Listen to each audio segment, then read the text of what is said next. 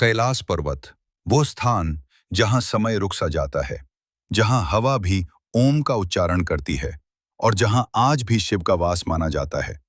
लेकिन कैलाश से जुड़ा एक ऐसा रहस्य है जो बहुत कम लोग जानते हैं। कैलाश के कबूतर। जी हां, साधारण दिखने वाले कबूतर, लेकिन असाधारण रहस्य के साथ। कहते हैं, जब भगवान शिव ने माता पार्वती को अमर कथा सुनाने का निर्णय लिया, तो उन्होंने संपूर्ण सृष्टि को शांत कर दिया। नंदी को द्वार पर बैठाया, सभी जीवों को वहां से हटा दिया, ताकि कोई भी उस अमर ज्ञान को न सुन सके। लेकिन कथा कहती है कि दो कबूतर अनजाने में उस गुफा के पास रह गए। वे दोनों कबूतर पूरी अमर कथा सुन गए।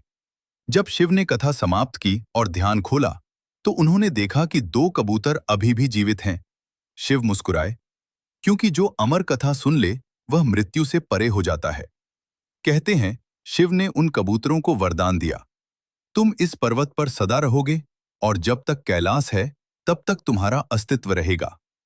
यहीं से जन्म हुआ कैलाश के अमर कबूतरों के रहस्य का। आज भी कई साधु, यात्री और वैज्ञानिक दावा करते हैं कि कैलाश क्षेत्र में ऐसे कबूतर देखे गए हैं जो न तो सामान्य पक्षियों जैसे व्यवहार करते हैं, न ही मौसम या ऊंचाई से प्रभावित होते हैं। जहां इंसान सांस नहीं ले पाता, वहां वे शांति से उड़ते हैं। जहां ऑक्सीजन कम है, वहां भी वे जीवित हैं। वैज्ञानिक इसे असंभव कहते हैं, लेकिन आस्था कहती है यह शिव की लीला है।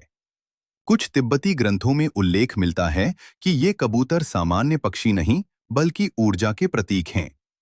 कुछ लोग मानते हैं कि वे कबूतर नहीं, बल्कि रक्षक आत्माएं हैं, जो कैलाश की पवित्रता की रक्षा करते हैं।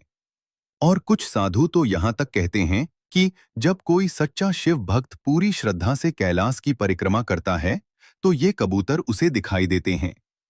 लेकिन जो अहंकार लेकर आता है, उसे कैलाश कुछ नहीं दिखाता। न पर्वत, न रहस्य, न कबूतर। कैलाश के कबूतर हमें क्या सिखाते हैं? शायद यही कि अमरता शरीर में नहीं, ज्ञान और भक्ति में होती है।